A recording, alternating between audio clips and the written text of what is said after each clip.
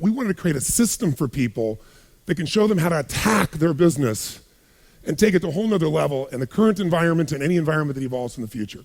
How many feel like business has changed pretty radically in the last couple of years? Say aye. So new rules of the game have shown up, and we have to adapt, and we have to figure out how to utilize those rules to actually do better than any other time. When economic difficult times occur in any economy in any part of the world, and the world is really linked up now, as we all know, those are the opportunities where you see the transformation in businesses. The businesses, some of the wealthiest people today in this country and in North America, most of them got in the position they're in to be some of the wealthiest people in the world because of the Depression. It was a time in which they grew the most. One of the most obvious examples we all know is the Kennedys. I think Joe Kennedy in 1929 had $4 million. By 1932, he had 180 million. That's the middle of the Depression.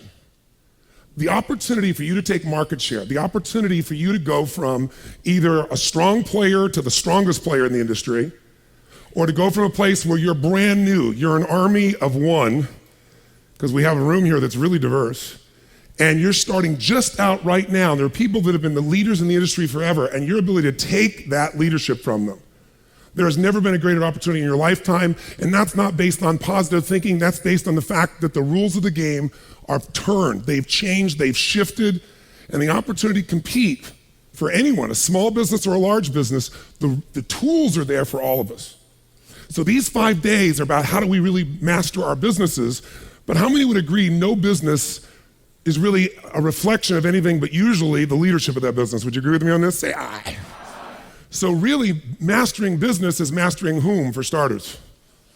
Ourselves.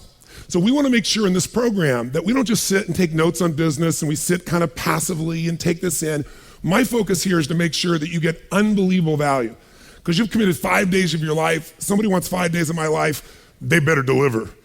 Because we got to deliver for you. We're not here to just have a rah-rah session. And if you're going to get the most out of this, you're going to have to step into this right now with a whole different mindset than you do almost anything you've done before. It's not, I'm sitting here to learn or to, can I apply that? As was said earlier, you want to take notes, you want to immerse yourself in this in a really physically active way that's different than the traditional way you've learned. You want to take notes as if you were going to teach this to someone you love, like your associates, your family members, your partners, your kids, all the people you're taking this home to because you're going to want to. Don't take notes about what you think you'll use. Take notes on everything because some of this stuff is going to show up in another stage of your business and you're going to want to have that. So our commitment is to make that happen. It's a good challenge and I'm excited to do this. I'm also challenged. My excitement is I know what's coming for you and you don't. You're going to be learning from entrepreneurs. Some of them, by the way, are attending this program. Some are coming in for their stages to be able to teach here. But this room is filled with people that are that army of one person just starting it. There's a few of you in this room, and there are people in this room that are running multi-billion-dollar businesses. That's the diversity. We deliberately created in this room because the core issues around mastering a business, while the game and certain strategies or tactics may change, the core doesn't change. At different stages of the business, you need to focus on different things, but certain elements are sacrosanct. They can't be ignored. They can't be, you can't put yourself in a position where you fail to be on top of them. That's why some businesses grow like crazy and then they lose some of those fundamentals later on. They get overconfident and you see those businesses take a huge hit. And we've seen that recently, haven't we? You look at a company like Lehman, been around 158 years, billions in assets. 4 months later, what were they? Bankrupt. I mean, who would have guessed in a million years? Look at a company like AOL. Remember how dominant they were? They owned the internet. Now, if you got an AOL account, please don't share it with anyone.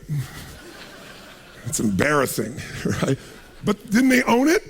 And they lost it. I mean, they had more money, more resources, more dominance than anybody else out there. That's because the game has changed. So what we're here to do is make sure we deliver. Our excitement is we know what we've got. My other excitement is who's in this room. So you got these people just starting their businesses. You got businesses in this room that are, 5 to 10 million. You got 50 to 100 million, multi-$100 million a year businesses in terms of gross revenues and billions. We got Tony here from Zappos. I mean, Zappos is an unbelievable story. One of the best companies in the world to work for. Depending on which magazine you read, they're in that top 10, 20, or 30, depending on the magazine. And I was there yesterday at Zappos. I got a chance to go because they're based here in Vegas, at least one of their organizations are, a portion of their company is. You see 800 people that are on fire. There's an energy. You walk in, it's not like walking anyplace else. It's the most fun place you could possibly work. Nobody wants to leave. They're excited to be at work in the morning. They're passionate to meet customers' needs. They're on the phone talking to somebody. They go, we don't have that product, but you know what? Let me find it for you. JCPenney has it. Go to JCPenney on this street and go get it. Because if we can't get it for you, we're going to deliver for you. It's an amazing culture. And guess what? In less than 10 years, they're doing $1 billion in revenue. They dominate the shoe market online, and they're no longer a shoe company anymore. Tony's going to speak here tomorrow afternoon as well, but you get a chance to see what they've really become is a company. It's like Amazon might be the discounter that'll sell you everything, computers, right? They'll sell you books, they'll sell everything. This is the company, Zappos, that's got so much customer service, so much value they're adding in knowing who you are, that they're able to do now kind of what Amazon was doing. They're broadening. They're doing clothing, they're doing utensils, they're doing computers. But you say, how can they do that? Because Zappos is becoming like Virgin. They're becoming a larger brand, and they're finding a way to meet customers' needs like nobody else, and they don't have the discount to capture that customer. So we're gonna learn about those strategies. But Tony's in here to learn. What the heck is he doing sitting in this class? Shouldn't he just come and speak? Because the reason he is where he is, the reason Zappos is their team is constantly, never ending, finding, what is that cutting edge? They're staying hungry. What do we do to go to that next level? That's what these 5 days are about. We have a group here, some of you from North America may not know, but from Mexico, HomeX, multi-billion-dollar company, the #1 home builder in Mexico. They build 140 homes a day. So we're gonna go from people that are just starting their company making chocolate or bras to people building, the internet, or building the largest number of homes. They're all in this room, and that's what's valuable here. We're gonna learn from each other. We're gonna lay the foundation today. And part of the challenge that I've got is, how many have been to one of my events before? I'm curious. Wow, quite a few of you. So most of you know, like, the shortest program I do is like 50 hours, 50, in a weekend, total immersion, because my whole approach is, everybody talks a good game, and people say, oh, I know this stuff, but if you're not doing it, you don't know it. You may intellectually understand something, you may have heard it before, but hearing it before is not the same as doing it. Repetition is the mother of skill. You gotta do it again and hear it again and experience it again. And what I do in an event is we go into immersion where we're doing the things again and again until it gets in your body and becomes automatic. So now you're really following through instead of just intellectually understanding something. It's a different level of mastery. That's what we're gonna do here as well. But here, we got 5 days and we got 19 speakers. So my job is, I own you today. My job is to give you a foundation today that will be the filter for everything else that you're doing. It'll be the thing that helps you understand where to look for the problems based on where you are in your business. It's gonna help you orient yourself to who are you in your business? Who do you need to be in your business? It's gonna orient you towards kind of answering what I consider to be the 5 most important questions of your business. Kind of taking stock, because from that foundation, today my associate's gonna get up here, Chet, in midday, and he's gonna take you through what are the real strategies, not tactics, but the strategies that create just explosive growth. The companies that go from 0 to 100 million, or $1 billion, depending upon the industry. The ones that can grow, what are the common things that they're doing? We're gonna work on those today as well. And then we're gonna explode over the next few days into a format of immersion. We're gonna bring you the best of the best, bite-sized chunks. You're gonna capture like crazy, take these tools so you can apply them and take them home and make things work. So if we're gonna master our businesses, if we're gonna take that on, it doesn't just happen, especially today. So I've had the privilege, I never got into business because I was like wanting to get into business. I was a guy that had these dreams of I wanted to help people, and then there was no distribution channel. If I'd been a great singer, it'd be easy. If I wasn't kidding myself, large distribution channel. My business, it was books, that was it. And that's what most people did, wrote books.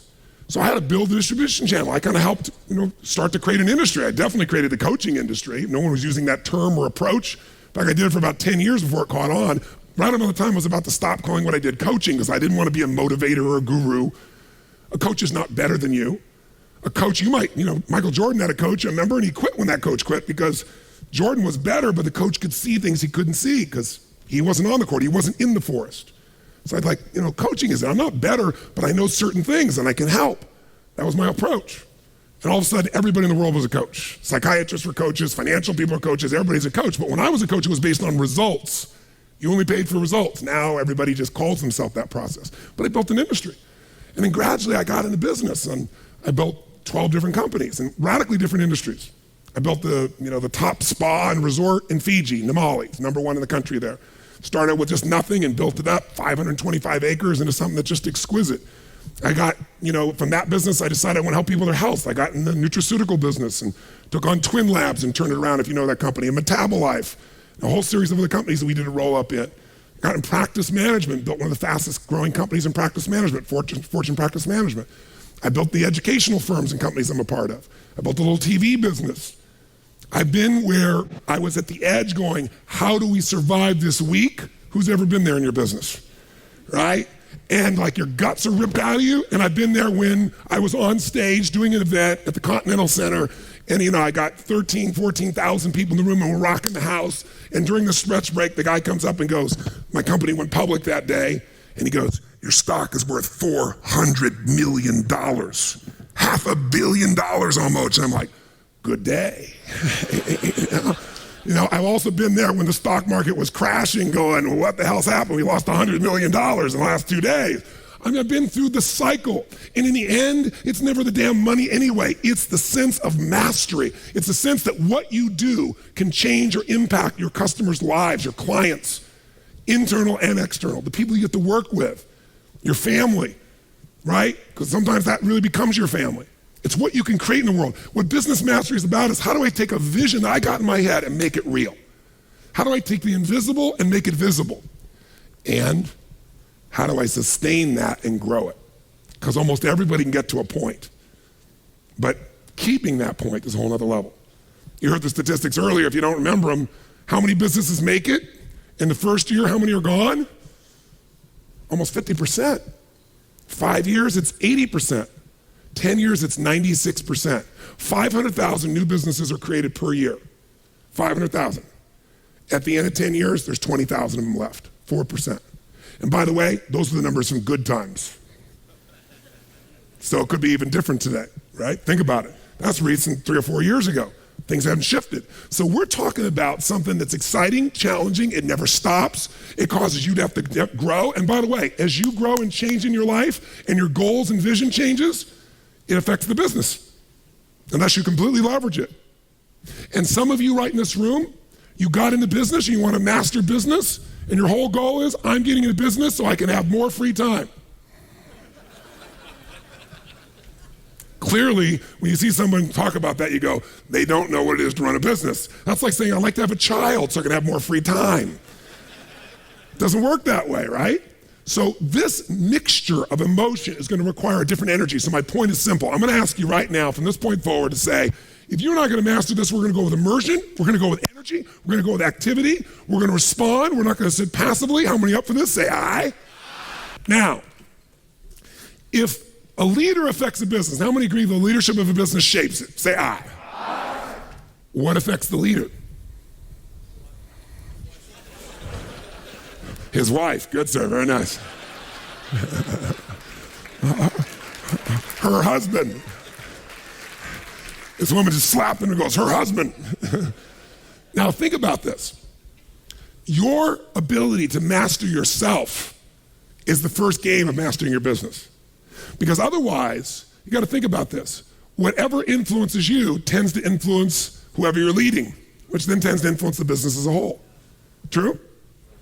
So we got to look at it. What's influencing you most right now? How many of you in the last 12 months have had a gut checked or a sphincter check, whatever proper terminology you would use, around your business because of major shifts in the economy? Who's experienced that in your business here? Say aye.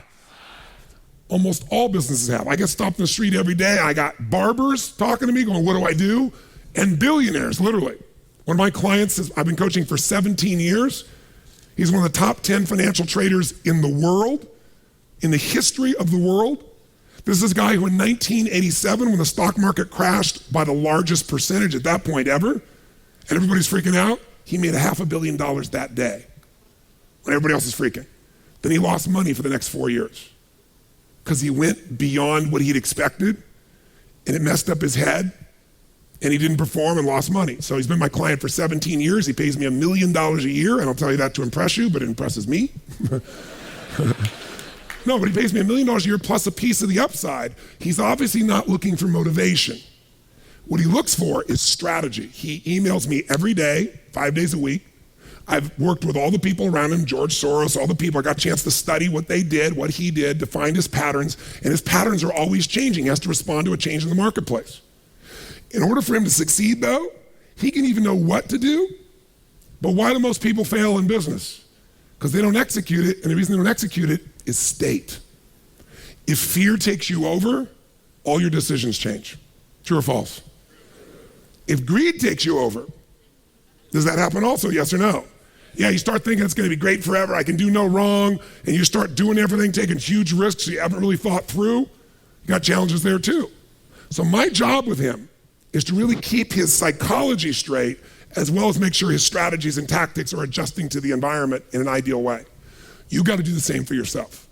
You gotta say, I gotta know what's influencing me, and here's what's influencing you, two forces. First, I'll say this. If you want to influence someone else as a leader, you have to know what's already influencing them. Business is a game of influence. Think of it now. If you can't influence your people, you can't have the impact that you want. If your people can't influence, you're going to influence clients.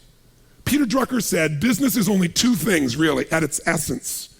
It's innovation and marketing. You got to keep innovating, creating something that's better than anybody else has got, right? You got to be able to add more value to the customer than anybody else is giving. And you got to be able to market it. You got to convince people it's the best. It's the thing they're going to use right now. That's all of business. All the other pieces, accounting, all the other things are critically important, but they're supportive of the two cores of your business. If you account perfectly, but you don't innovate, you don't keep finding a way to add more value to the customer, you're going to be gone. If you innovate, but you can't market it, you can't bring it where people want it, forget it. That's business. So what manages you, though? Two things. If I want to influence somebody, I got to know what already influences them. Two things influence a person. Number one is the state they're in. And while you're standing, I want you to think about this because you're going to have to manage your state if you want to manage other people's. Think about it. Who here has ever snapped at somebody, had nothing to do with that person whatsoever, right? It was just the state you were in. How many have ever done this before? Say aye. Who's ever been snapped at unfairly? Say aye. Now I got all the victims as well. Make sure we took care of that, right? But we all have done it, right? It's just the state you're in. So state influences people. Do state influence customers, yes or no? Yes. What's the biggest difference in our economy from not long ago? Not long ago, we had some of the same problems. Stocks were $85 that today are $5, $4, a dollar. When things are going well, people think it's going to go well forever. When it's going bad, they think it's going to go bad for, and they overcompensate with fear or greed. So you have to be able to manage your state, and you got to know that's what affects other people. And we're going to just show you a couple quick skills around that because many of you have been to my events and many haven't, and we've got to unify ourselves. It's like we got to get the foundation laid so we absorb everything else. Because will your state affect what you use, yes or no? Yes. Second thing that's going to affect you is your blueprint. Moment to moment, what you do is based on your state. Long term, it's your blueprint. Your blueprint is the shorthand word I use for your beliefs and values and your rules of how life's supposed to be. If your blueprint says, I can't do this, you're not going to do it. You're not going to find the way. If your blueprint says it's over, the economy's gone, then even if you put your heart into it, supposedly, you're not going to follow through.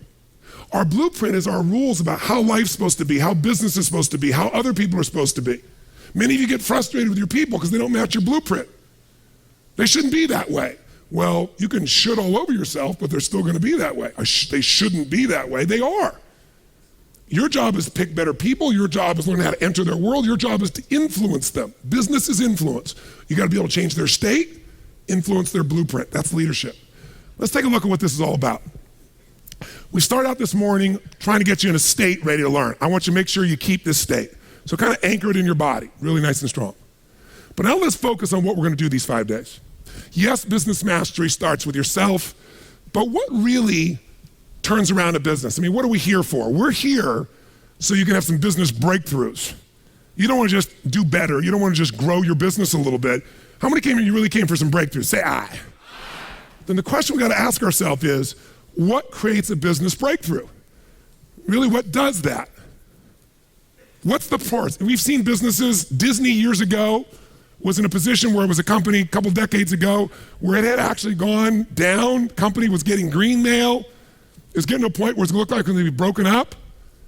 And Disney came together and they brought in a leader, a guy named Michael Eisner. And now he's been gone for a long time, but at the time he entered, for those couple of decades, what happened to Disney? Overnight, what happened? Explosion, business breakthroughs. Stock doubled, tripled, quadrupled. Because the man made certain decisions that changed the business. Think about it. You can look at any business, and if you want to know what shifts a business, what shifts your life, there's one force: decision making. Decision making is the force that shapes destiny, personal, corporate, business destiny. How many of you can think of decisions that you made years ago, 1 or 2 decisions, 5, 10, 15 years ago? That decision, you may not have realized it at the time, but that decision was one of the most important decisions of your life. If you'd made a different decision there, you'd gone a different direction, your life would be completely different today. Who can relate to this in your life? Say I. The secret then is getting darn good at making more effective decisions. Now, by the way, are we always going to make the right decision, yes or no? Absolutely not, no way in a million years. But most people don't have the guts to make the tough decisions because they want to make the right decision, so they make no decision. And that's a decision. Isn't it true? And what happens is the world takes them over. So decision making is the power. Now, there's 3 decisions you're making every moment of your life and of your business. You're making it right now in this room. And if you're watching here on film especially, you might make some decisions because you're not in the environment that's different. But the first decision you're making every moment of your life that affects your life and business is, what are you going to focus on? Because whatever you focus on, you're going to feel. So as a business owner, every employee you have each day comes in and they make decisions about what to focus on. Some people focus on their own needs, some people focus on the customer's needs. Is that going to change the quality of what your business does? How it does, yes or no? A little or completely? Completely. Some people focus on what they can't control every day. Can you predict, if you're focusing every day on what you can't control, how you're going to feel about your life or your business? You're going to be overwhelmed, you're going to be depressed, you're going to be frustrated. Right now, you're deciding what to focus on. You can be focusing on, okay, we're getting into it now. I got the energy, now we're going to get into the meat of this. You're right, all business is decision making. Better decisions, better life. Or you could be saying, wow, my neighbor smells after all that jumping up and down. Notice that focus, right? Whatever you focus on, you're going to experience though, true? Now, some people make a decision and then they focus on the decision about how it didn't work out versus what they learned. Because there are going to be plenty of decisions that don't work out. In fact, probably if we were honest, most of us forget them. But most of our decisions aren't necessarily the right decisions if we make gutsy ones. But the ultimate decision is the ability to choose again. So focus is a decision. It's happening right now. It's happening in your business. But here's what we're looking for. There's a pattern of focus. At some stages in business, as you're going to learn today, the focus of the entrepreneur in the business is increasing sales. And they increase sales, and when they're successful, they eventually fail. Because their sales are increasing, but what's not? Someone tell me, what's not? Profits. Some people are totally focused on profits. Can you make any company profitable, yes or no? Sure you can. Cut enough stuff, you can make any company profitable for a while. A day, a week, a month, a year, a decade. True? At different stages in a business, you must change your focus. There's a life cycle to a business. If you're going to make effective decisions, you got to know where you are on that life cycle. You make decisions differently for a teenager than a toddler, than a grown adult, don't you? Same thing's true in a business, in your life. So if you're going to control your life, the way you take control is by making new choices. If you don't like how things are, what do you got to do? Change it. And to change it, you have to make a decision. And by the way, leaders make decisions. That's what makes somebody a leader. They have the guts to make the most difficult decisions nobody else has the guts to make. And they know they're going to be wrong. But if they're wrong, what will they do? They'll know what they want, they see it's not working, and they'll do what? Change it, which means they'll make another decision, do something new, and see if it works. That's the essence of how we grow. So first decision controls your life is focus. Lots of patterns. Some people focus on what they can control, some focus on what they can't control. Some focus on customers, as I said, some focus on themselves.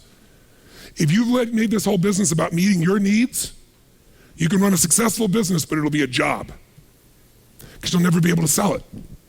Because if it's just meeting your needs, it's not a system. It demands your attention, your connection. It's giving what you want.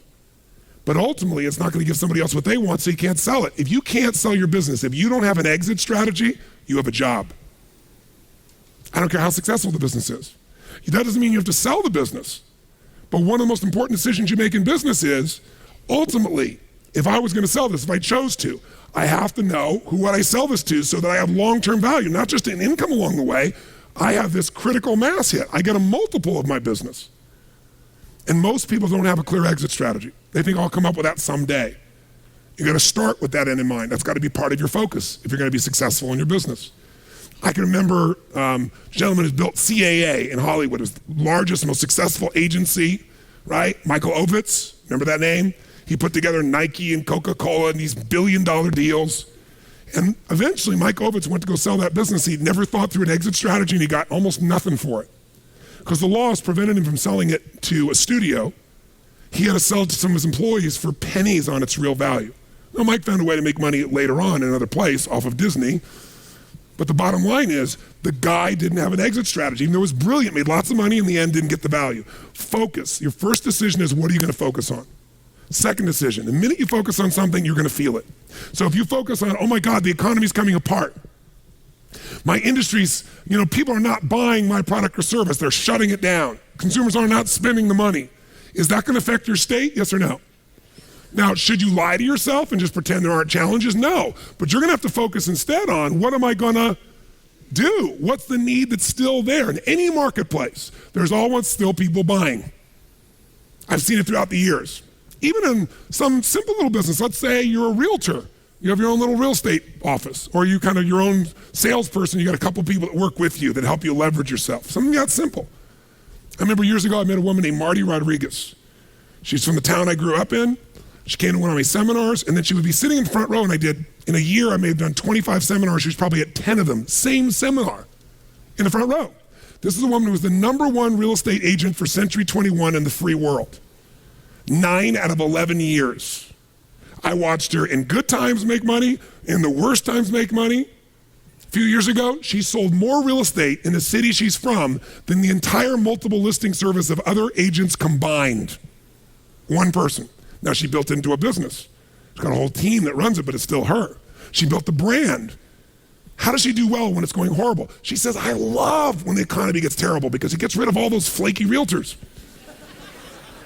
All those flaky mortgage brokers. There's so many of them. They got in the business, was going up, and they all got successful because they were on a trend. When the trend crashed, they all left me all the business. She loves these times. But the reason is her focus is different. Does that make sense? Completely different focus. So when you're focusing, you got to decide what I'm going to focus on. But as soon as you focus on something, even if it's not true, you're going to feel it. So if you think someone tells you, someone screwed you over, they took advantage of you, and you're like, what? And you're all upset, and you picture it in your mind, and now you're angry. And then later you go to confront this person and you find out it wasn't true. Who's ever had something like this happen and felt like an idiot? Raise your hand and say I.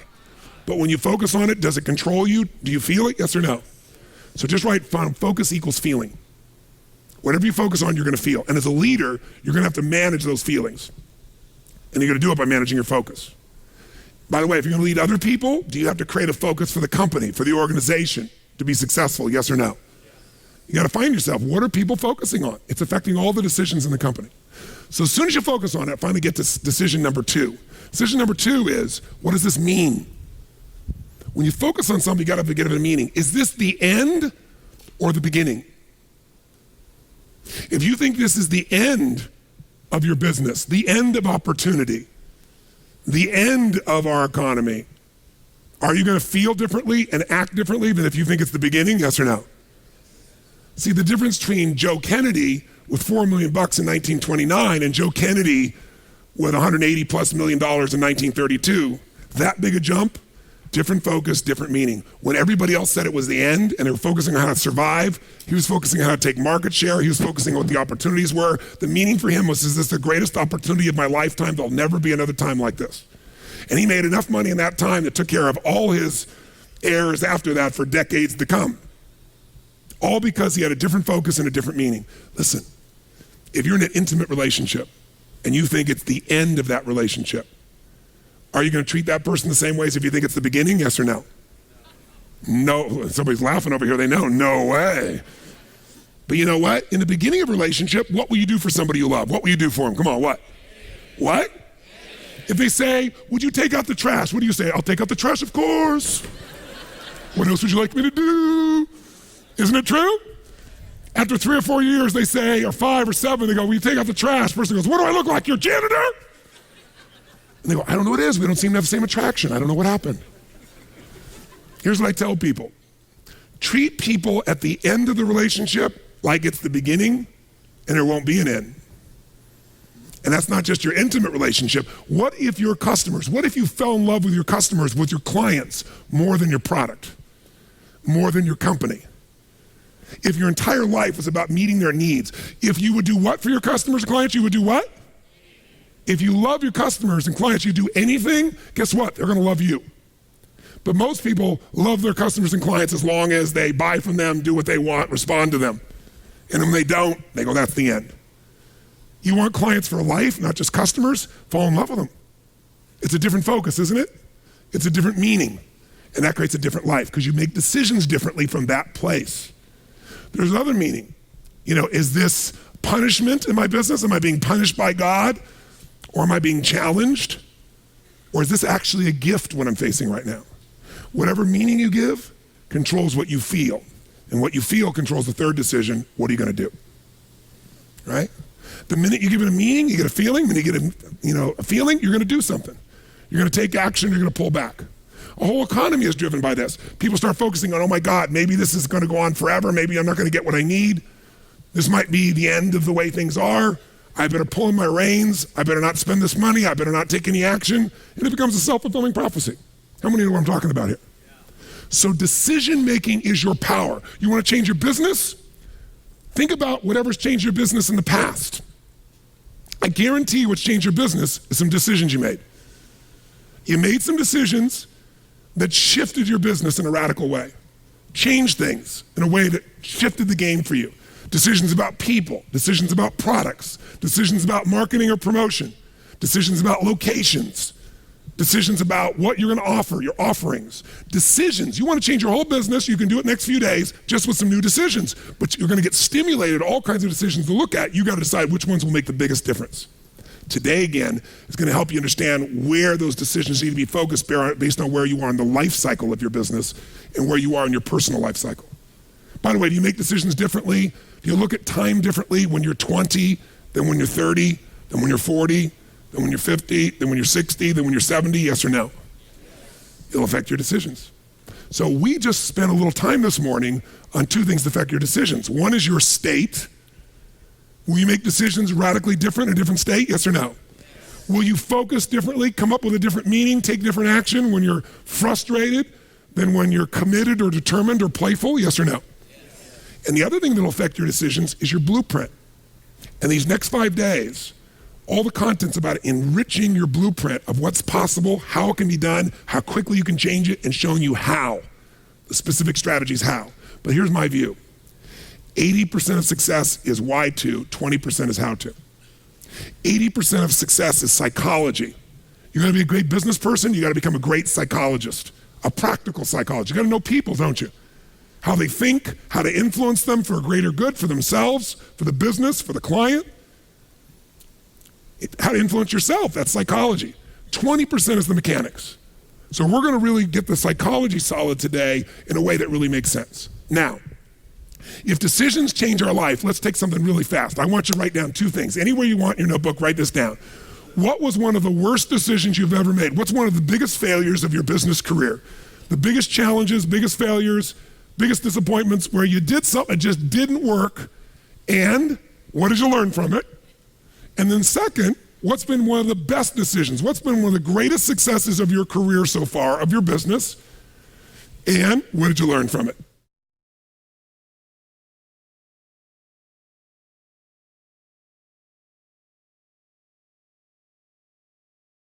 How many of you thought of a decision that was quite painful and the core of the decision was making a selection on the wrong partner or person to work with on a project or a company or something of that nature? Raise your hand. Keep your hands up. Look at the percentage of the people it was a people mistake with. So when I said to you, being a practical psychologist is maybe the most important thing of all, a person of influence, now maybe you fully appreciate why. I didn't tell you what problem to pick, and most of you it was a people problem. How many found the decision you made was a decision that had to do with timing? Just terrible timing, I'm curious. Interesting. How many picked a problem that related to a system that messed things up, a system that you chose? Interesting. So people is the dominant component. How many found it was a decision that had to do with something you made within yourself? Meaning you made a decision within yourself that wasn't the brightest decision based on your own fears or frustrations or concerns. And keep your hands up and look, this, along with other people, it's usually something within ourselves, which is why to change the business, you got to shift the leader. That's where it happens. Now, before we go any further, I want to do something right now while you're in state. How many have thought of one of your greatest successes and felt damn good to remember that moment, by the way? Say aye. Your greatest success, what generated it at its core? What generated it? How many would say that a major part of what you got from that experience was you succeeded because you figured something out you hadn't known before? You had a breakthrough in your understanding or your awareness. Maybe something you even screwed up before, you learned from it, and that's why you succeeded. How many can relate to that in some way? If you can get that, then there are no failures if we can really learn from it. And that's not to be corny. That means it is our mission as a leader to extract value out of every problem. That every problem truly becomes a gift. Because if you don't do that, here's what happens. You start wishing for less problems. And by the way, how well does that work? In fact, think about this. What is the purpose of an enterprise? What's the purpose of a business, of a company? What are we here to do? What are we here to generate? Well, some people say, well, it's to meet my needs. If the business just meets your needs, you're going to have a job. If it's really a successful business, in its essence, what it's all about is how do we add more value to other people's lives than they've never received before? How do you add more value than they've ever received before from anyone else? The person who can add the most value, now when I say add most value, not your idea of added value, whose idea of added value? You might say, but we're doing all these things. If the customer doesn't care, it's not added value. It's not added value because you think it's so, I think it's so, our employees think it's so. It's added value because the customer thinks it's so. So our job is to add value. And ideally what a business does is it gives us an ability to engender some values. The best companies engender some value. They do something for the world. They get people to think a different way. They shift people. And the third thing a business does also gives you a chance, obviously, for profit. But without the added value, without a shift in the quality of people's lives, that's not going to happen. So the question then really becomes, how do we add extraordinary value to people's lives? How does this occur? How do you take a business to that level? There's only one force, and it's the force we've been talking about here, leadership. Leaders make decisions, and from those decisions, they either add value or they take it away. In essence, what does a great leader do? Think about it. If a leader adds value, if their job is to add value, to get us as an organization to add more value, to engender values. If they're a great leader, they add value and they also create a profit, because you can add a lot of value to your customers and go broke. And there have been a lot of businesses that have done that. And who's ever been really good at adding value and losing money? Raise your hand, say aye. So even a nonprofit has to make money or it can't stay around, right? It's got to have some source that they can continue with. So we have to figure out, how do we add that value? How do we be profitable? Who does that again is the leader. So what's the leader's job? How do they do that? How do they add the value? How do they make sure that we got profit going? What's the leader's job? Come on. Well, how they do it is making decisions, but ultimately, come on, what does a leader really do? If I said to you, we got this business and we want to create a breakthrough in this business right here. See this business? We're going to break a breakthrough in this business today. We're going to transform this business. We're all going to work together. We're going to make this happen. Okay, some decisions got to be made. A leader's got to make some decisions, but ultimately, what a leader does is two things. They solve problems. The only reason this isn't going anyplace is there's something stopping it. They solve problems and they maximize resources. The job of a leader is solve problems and maximize resources. Now, they don't have to personally solve it, but they got to make sure the problem gets solved. That's what leaders do. They solve problems. And by the way, if you're in business, do you have problems? Yes or no? You might prefer the term challenges. It feels much better, but the truth is it's still a problem. In fact, any business, even a successful business, has problems. They just have better quality problems. Now, from a standpoint of really changing your life or your business, we know ultimately leaders do it, how they do it, they add value, how do they do it, they solve problems. How do you do that? You make decisions. So before we do anything else, I want you right now, sit up in your chair and I want you to write down a decision. 1 or 2 decisions that you can make right now before we do anything else that would change your business immediately. What's a decision that you know you probably should make? You may have even been thinking about for some time. It may be something you're no longer going to do. It might be something that you're going to begin doing. It's a decision you're making maybe that relates to a change in personnel or a change in the way you run your time or yourself. Minimum 1 decision, ideally 2, that would be business changing. Pick 1 that's small, but you know would have a big impact. A small change you know would have a big impact. And the second one, what would be a tough decision?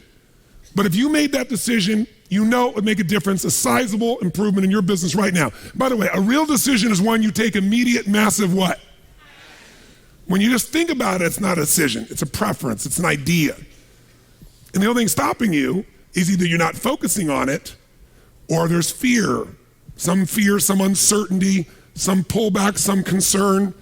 So if there wasn't the concern, if you were just going to step up right now and we said to you, you had to make 2 decisions right now, that if all you did was make these 2 decisions, your business would change for the better immediately, what 2 decisions would you make? Write them down and write down what the decision is specifically, what you do to act on it, and how it would change your business. You got 12 minutes, go.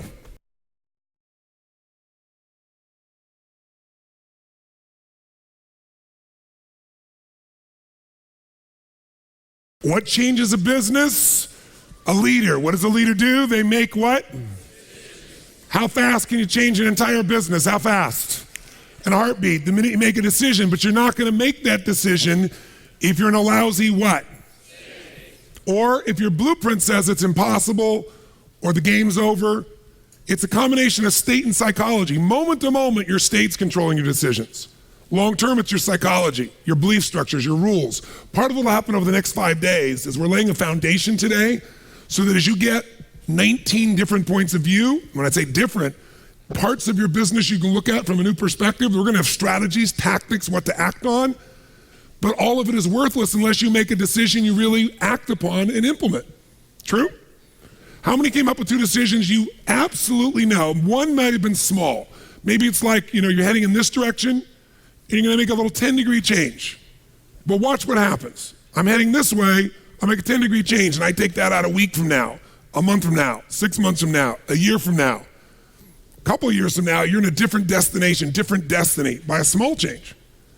How many made a small change and a big decision? Both. Great. How many made a decision, no question in your mind, following through on this, your business will change for the better? Raise your hand if you got that. Say aye.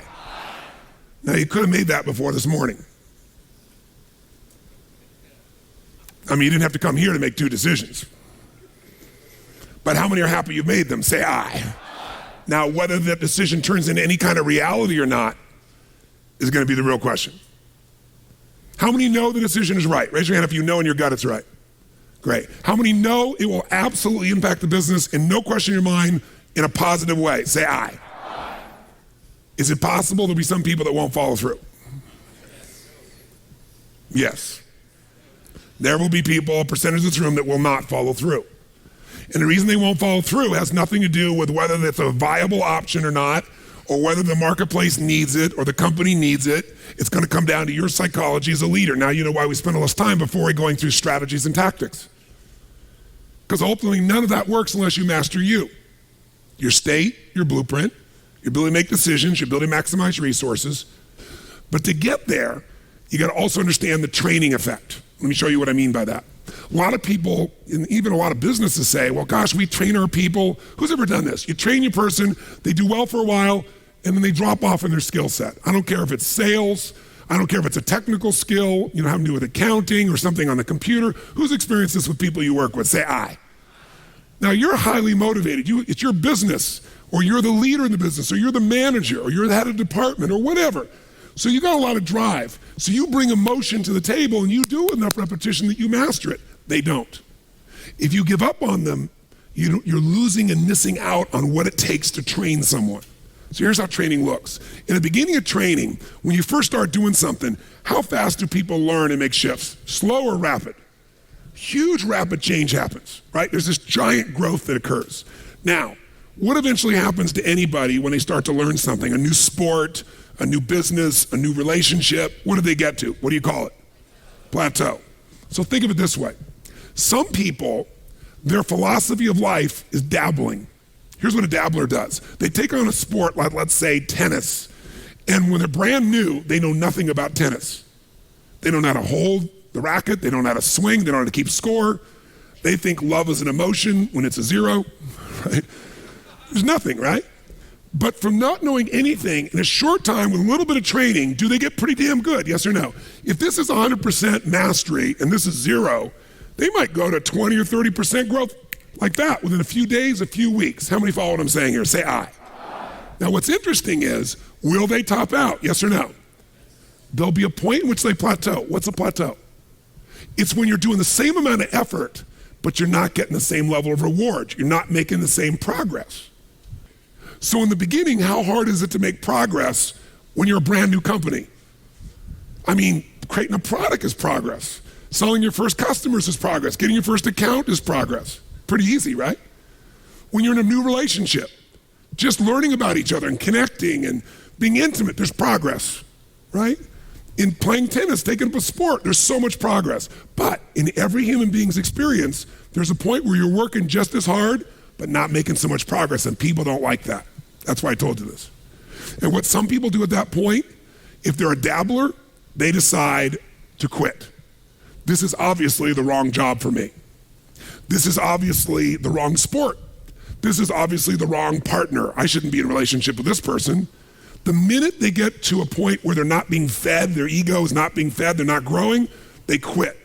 And so if this was, for example, a dabbler who was in a position of tennis, they might quit tennis and now they say, you know what, I'm not a tennis player, I'm gonna do racquetball. And they get so excited about racquetball because like, oh, this is cool, look at this, because within a few days, what happens if everybody? They start from zero and what happens? Lots of what? Tell me, lots of progress, which feels really good, really fast. They didn't know how to racket, they didn't know how to turn, there were walls all around them and a ceiling. In a few days, bam, they're smashing off the back wall and the side wall, they're doing things Z's, and I mean, it's really cool. Plus, they get a new outfit and stuff, so they look cool. They got goggles, they join a new club, there's all this progress and stuff. So guess what? Grow, grow, grow, grow, grow, everything's great, great, great, great, great. But eventually, who knows what happens? Eventually, they hit a plateau. And guess what? Rather than training themselves further for mastery, what do? They say it's the wrong sport. I shouldn't do this, I shouldn't be a racquetball player. And if I was gonna show you as an example, let me grab this real quick. If they've gone out and they've made all this progress, they're real happy. They go, go, go, they're growing, growing, growing, boink, they hit this plateau. Wrong sport, not a tennis player. Go up like this, boink, racquetball, all of a sudden, working hard, not getting the result, wrong thing, wrong relationship, wrong job, wrong mission. So then they go out and play golf and they go, boom. They don't even get the progress. And they go, I didn't need to use the F word that many more times in my life, right? You know, different piece. Now that's what a dabbler does. And by the way, dabblers by their nature are unhappy. Think about this. Even with all the economic challenges that exist, most people in North America for sure have a better quality of life than 95% of the planet. 95% of the planet is living on what? How much? 2/3 of the planet, I should say, is living on $2 a day. Your worst nightmare is somebody else's greatest dream. Most of the planet's greatest dream. Your idea of economic downfall is somebody's dream. That's the truth. And so what happens though is, would you agree we have more choices, more freedoms, more opportunities today than any time in human history, yes or no? Yes. Are most people's happy? Is their happiness tied to the quality of life they really have? Because we're a world now that's shallow. Most people are dabblers. They try something for a while, doesn't work out, they do something else. Now you wouldn't be in this room for 5 days if you were a dabbler, but how many of you got to deal with some of these dabblers out there? Say aye. Dabblers are the people you want to make sure you keep off your team or get off quickly, because they're going to quit anyway.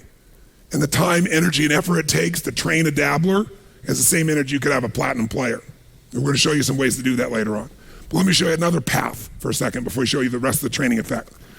Let's take the path of what I call a stressor. Here's the stressor's philosophy. I find the way. Who can relate to this? Say I. I'm going to find the way, I'm going to achieve it. So they take up a sport like tennis, and it goes like this, and they're doing really, really well, and it's going really good, but eventually, boink, they hit a plateau. Here's the difference. Does the stressor quit? Ever quit? Yes or no? Absolutely not. What does the stressor do when it doesn't work out? What do? Do they settle for it? What if they actually get a little worse for a short time? What happens? They really get stressed and they go, screw this, I'm going to find a way, I'm going to break through, I'm going to learn a book, I'm going to find someone, I'm going to coach, I'm going to make this thing happen, I'm going to find a way, I'm going to find whatever it takes to make this thing happen. Poosh! And they break through, ladies and gentlemen. Come on, they break through, ladies and gentlemen. Who knows what I'm talking about here? Say I. And by the way, they break through and all of a sudden they start making progress and they're so happy, and all of a sudden, guess what happens? Boink. And you go, damn. How could that happen? I've been working my tail off. I just had this breakthrough. I just worked through this thing. I just fought through it. But by the way, do they hit another plateau? Yes or no? So what happens here? Do they give up? Do they quit? Do they go, it's the wrong sport? What does the stressor do? They stress out. Shit, I'm gonna find a way. I'm gonna make this thing happen. I gotta make this thing. Come on, figure something out. Let's find this thing. I'm gonna work hard. I'm gonna make more calls. I'm gonna make this thing happen. And all of a sudden, eventually, what happens? Poof! Ladies and gentlemen, they break through again. Come on now.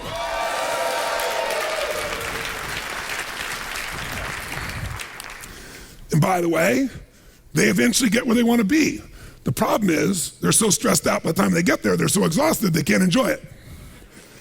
Who can relate to this in some way? Raise your hand, say I. The majority of people who achieve are stressors.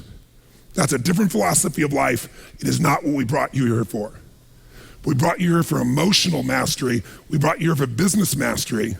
We brought you here for immersion, so you could get into a philosophy of mastering your business and life.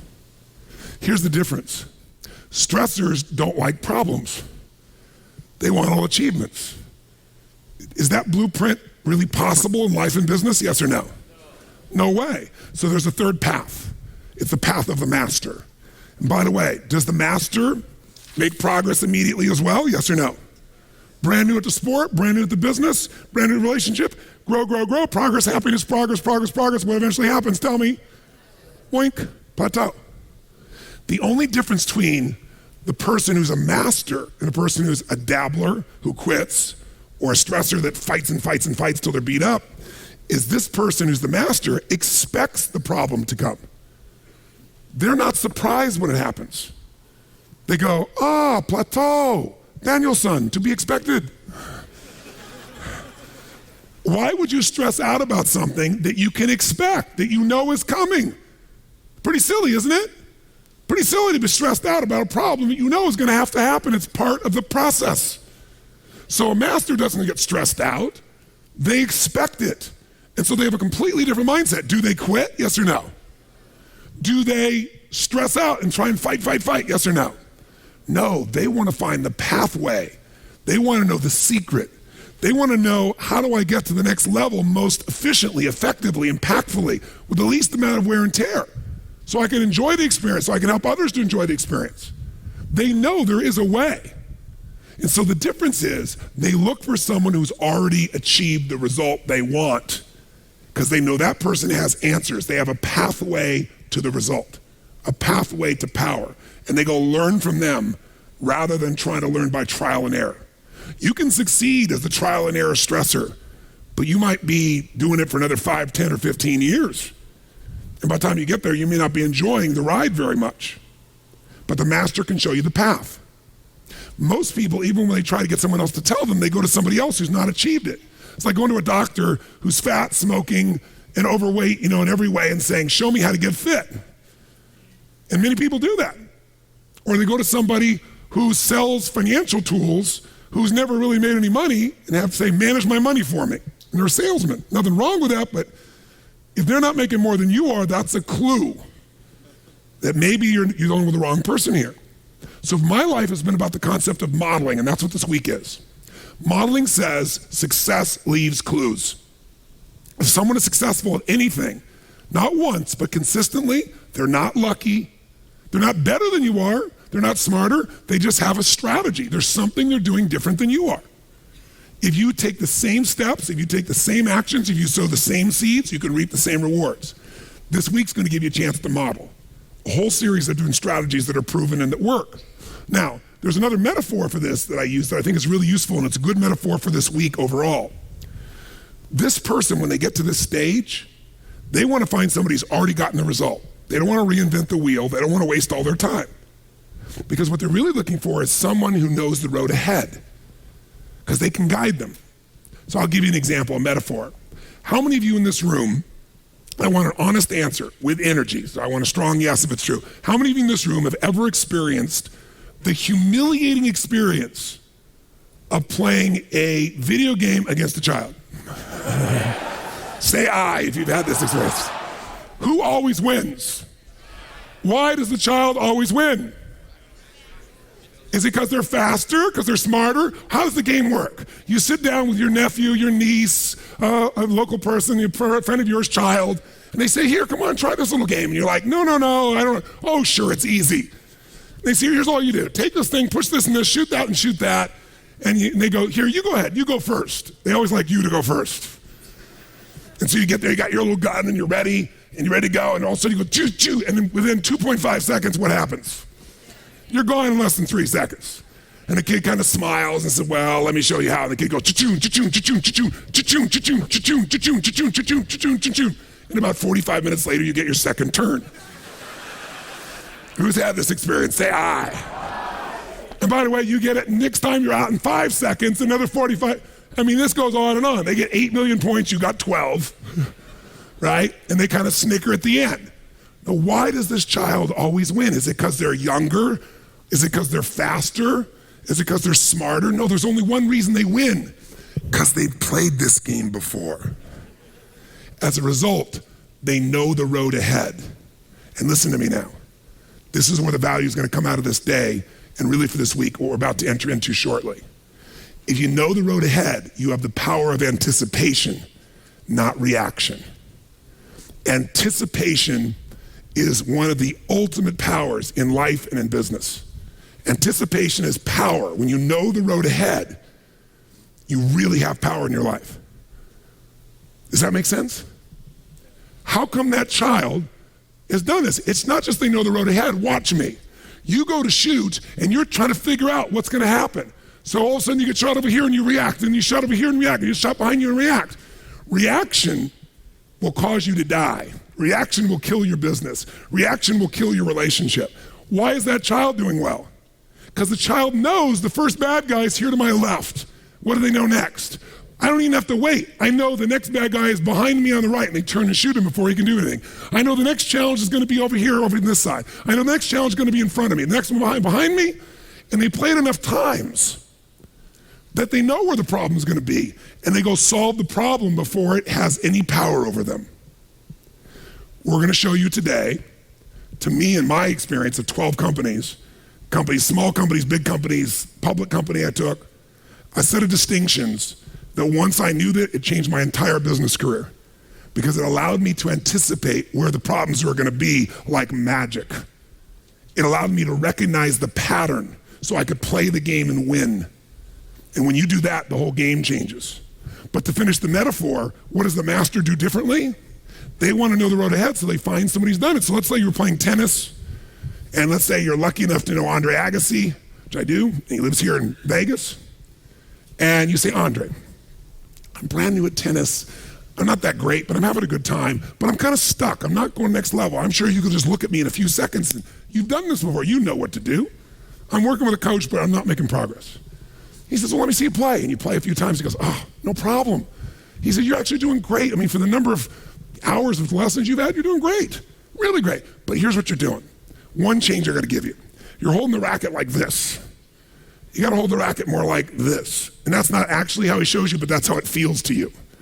And he goes, just go ahead and swing and do that. And so now you've been working really hard to make progress. And now you go to try to hit it, and tell me what happens when you try to hit it the way the master teaches you. What happens? You get better or worse?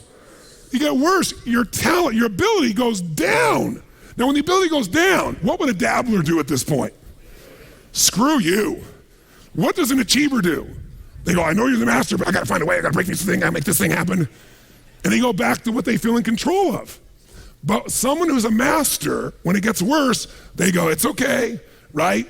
Paint the fence. Remember, right? Wash on, wash off. I hate this crap. Wash on, wash off. But some part of them trusts the master does know. Because they played this game. They are training me. And sure enough, you do it, it doesn't work, it doesn't work, it doesn't work. What happens one day in the middle of nowhere? You go from playing worse to all of a sudden you go, ba-boom, and the ball goes over. You go, oh my God, ba-boom, ba-boom, and the ball dies over the other side. And your game, does it get a little better? What happens? It explodes forward. Not a little, giant growth, progress. You're happy. What eventually happens? Tell me quick. Boom, you get a plateau. Does this happen to every business, yes or no? Does this happen to every relationship, yes or no? Every career, yes or no? Every body, physical body, yes or no? And by the way, you don't quit, you don't stress, you go, a plateau, to be expected. What do I need? I need someone who's got this road before, who knows who's in front of me, who can I learn from? You find that person, they show you, you get worse, and then you explode better. That process will change your business career. Most people fail because they don't want problems, and if they start to solve them and it's working, they want to keep solving it the old way because they understand it rather than a new way that doesn't work at first but eventually takes you to a different world. How many follow what I'm talking about here? Say aye. So to finish this training effect, if you're training a person and you're the leader, you want to train them and you know their skills are going to go up. And by the way, if you do nothing, what's eventually going to happen? They're not just going to plateau. If it's a new skill, what's going to happen? Is it going to drop down, yes or no? So they're going to train them and they get better for a while and they drop down. But by the way, they're not going to drop down to 0.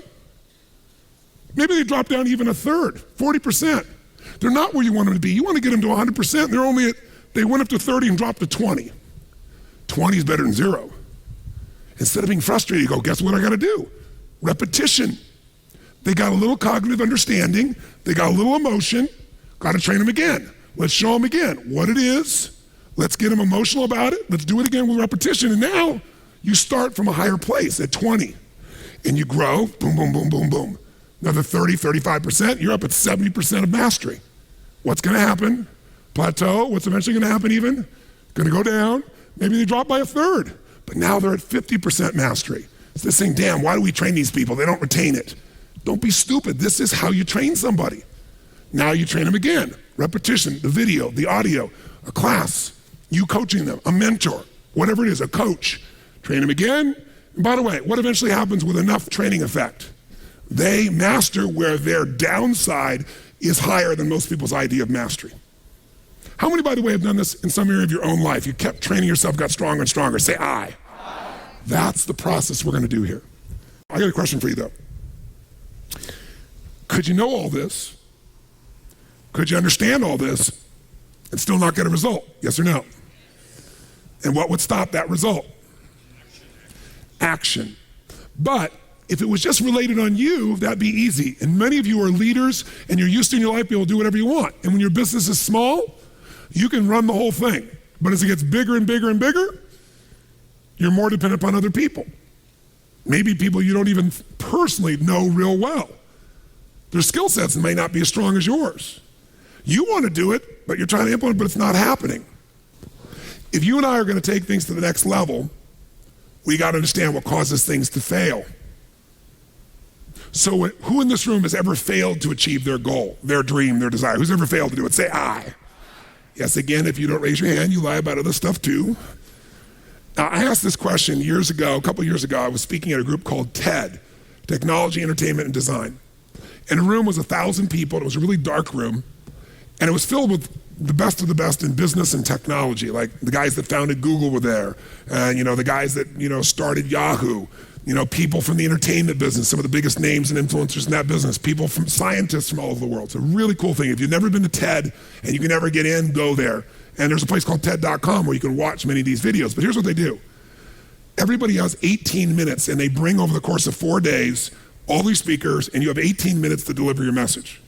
Now, since my shortest message is usually 50 hours, I was somewhat stressed because I didn't want to give a message. I want to train people. Our goal is to immerse each other so we don't just know it, we don't just feel it, we get enough habit, we do it. But I said, okay, I'll do it. I have some friends there. They said, you got to go. It's really important. I get there, and the first thing they tell me is, when you get up there, this guy doesn't know me, who runs the show, says, don't get people jumping and stuff. Please don't do that stuff.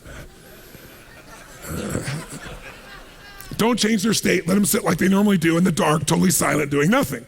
So, okay, if I'm not going to change them physically, the other way you can change someone is by changing their focus. So the way you change someone's focus, ask them a quality what? If you keep asking, their answer. So I didn't, I'm up on stage and the room's completely dead and quiet and I'm starting out. And so I said, who here has ever failed to achieve a dream or goal of theirs? And I raised my hand. Not a single hand gets raised in the entire room. Thank you for your full participation.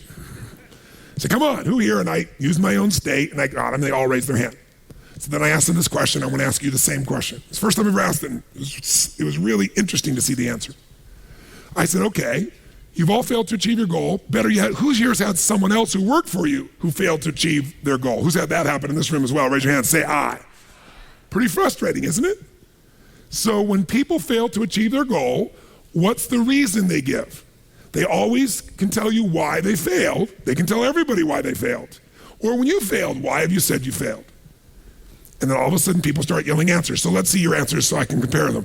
If you failed to achieve your goal or someone who's working for you failed and they didn't achieve it, what's the first answer they tell you why? Why didn't you achieve the goal? The answer is quick. What do they say? Quick. Didn't have enough time. Number one answer you'll usually hear, didn't have enough time. But most of us who've ever done any studies on this have found there's a paradox. There's a paradigm. Work always expands to meet the time you have for it. Who's ever had no time, and because of that, you had a breakthrough? How many have had this happen before? Say I. So they'll say, I don't have time. What's the next thing they say? I failed because we didn't achieve the goal because, quick, why? Didn't have enough money. We didn't have the economic resources, right? What's another one? Quick. Didn't have the experience. We didn't have enough experience to figure out how to do this, to make it happen. Somebody else, why did we fail? You didn't help me enough. It's your fault, right? Many times you'll hear people say, a manager will say, I got lousy people. And then people say, we have lousy management. Why else do we fail? Lousy management, lousy people, not enough resources, not enough money, not enough time. What else? It's the market. It's the conditions of the market. The market is really bad. That's why it's the market's fault, right? There wasn't the market just doesn't have the potential to do this much business. Someone else, why did we fail? The industry's bad. Why did we fail? What's that? We don't know what to do. We don't have the right network. We don't know the right people. Come on, why else did we fail? Why? Come on.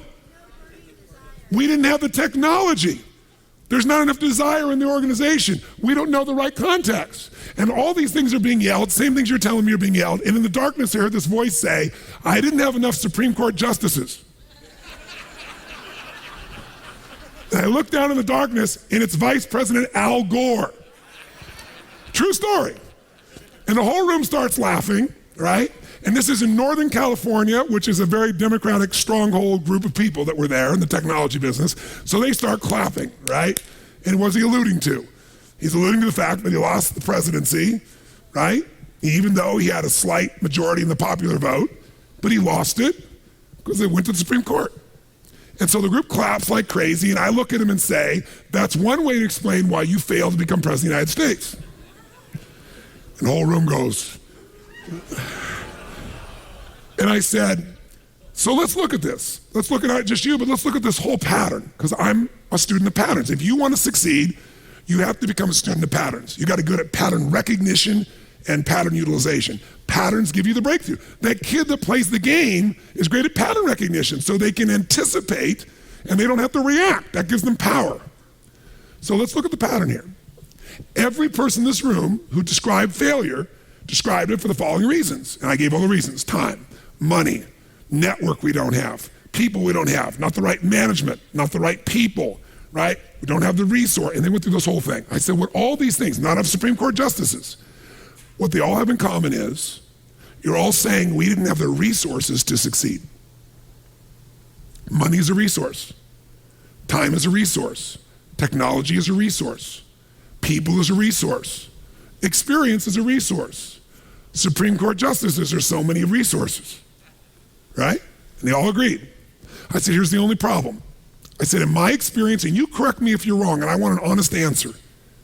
When we get out of ourselves and we look at human beings and their ability to succeed or fail, how many people you've ever met who did not have the resources and they beat somebody who had all the resources? I said, resources, when you look at the most powerful and effective people in history, were never the problem. They didn't have the resources, but they got them. How do people get resources when they don't have them? The answer is they're resourceful. The ultimate resource is resourcefulness. That's what makes someone successful. And here's what's great about resourcefulness. Who has it within them? Who? Who? Every human being, but the question is whether you access it or not. See, I said earlier, you know this stuff, but if you don't do it, why aren't you doing it? It's not because you can't, it's because you're not being resourceful enough. You'll tell me the reason. I went back and the market was like this. I went back and my people wouldn't do that. I went back, but is there an answer to every one of those problems, yes or no? If you are what enough? What enough? So think of it this way. What's the ultimate resource then? Resourcefulness, me, but I'll give you a more specific one. Human emotion. Human emotion. Because remember we said, you can know what to do but not do it because you don't have enough emotion. Think about it. Here's the ultimate resource. It's not time. It isn't money. It isn't a network. It isn't a computer system. It isn't even the right people. If you're committed enough, determined enough, can you find the people? Yes or no? Yes or no, my friends? Come on. Yes. If you're creative enough and you don't have the money, can you find the money? Yes or no? Yes. If you are warm enough, loving enough, connected enough, can you help people enough that they'll want to help you? Yes or no? Yes. It doesn't matter what it is you want, you can get the resources if you're resourceful enough. And the ultimate resource is human emotion.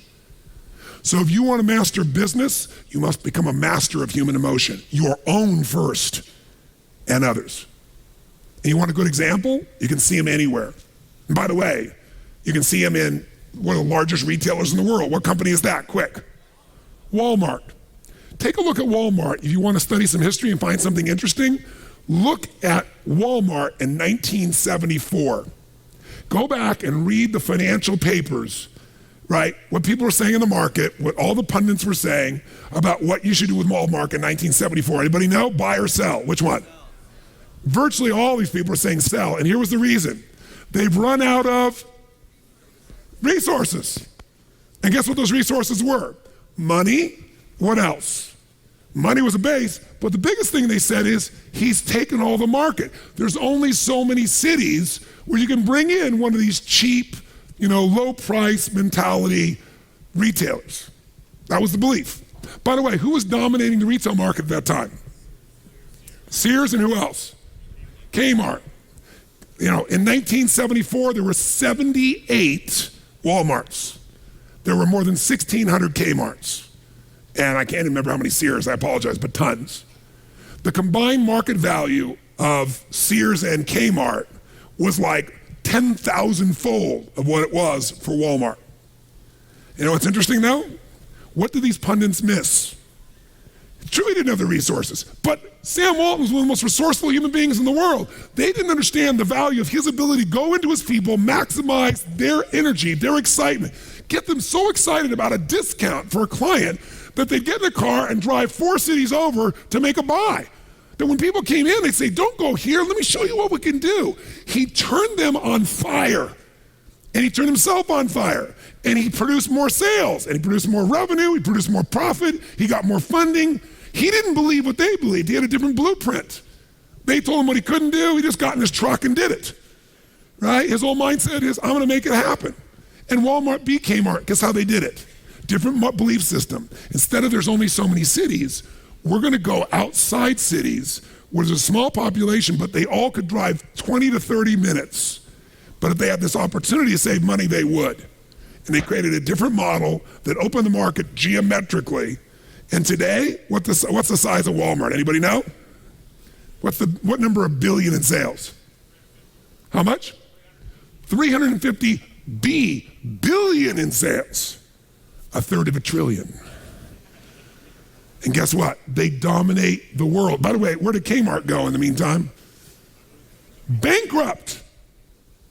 So when I said this, everybody, guess what's happened? All these people are like, wow, yeah, wow, makes sense, yeah.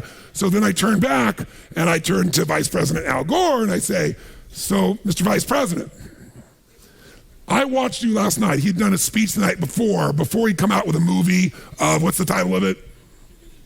An Inconvenient Truth. It was a speech he was doing first. And he gave us that speech the night before. And I worked with President Clinton a lot. I knew Al Gore from that time, not real well. I worked more with Clinton, but I knew him obviously. And I'd seen him speak many times, like all of you. And I said to him, last night you were on fire. The level of energy, everybody in this room was affected, and the whole room started clapping like crazy. I mean, he was like a different guy. I said, let me just tell you something. If you think it was the Supreme Court justices, you don't get it. When you went and debated George Bush that first time, I remember it vividly on national television trying to decide what to do, and I said, I couldn't vote for you. If I wanted to, I couldn't. Because there just was no energy, there was no passion, there was nothing there. I said, if you had been the man you were last night, if you'd used all your resources, you wouldn't need a Supreme Court justice to even vote, and you would have been president of the United States. And he went, and the whole room stood up and would start clapping like crazy, right? And he came by and gave me a high five and a hug, right? Everybody, came to, and that night, I had the guys from Kleiner Perkins, the billionaire guys that really head the tech industry. They all took me to dinner and go, we've all been wanting to say that to him for like 6 years. Yeah. I can't believe you said that in front of everybody. I said, this is the truth. They go, I know it's the truth. Can you get him to run for president? I go, no, he's got a different mission now. But that's it, man. I want you to get this week. There is no limitation except the one you're creating yourself, not some positive thinking BS, but because the resources you need are there if you're resourceful enough. If your team's more resourceful, you'll find the way. It can't just be you, which is why you create a culture like this. That's where the game changes. And that's why these 7 pillars are going to be so valuable.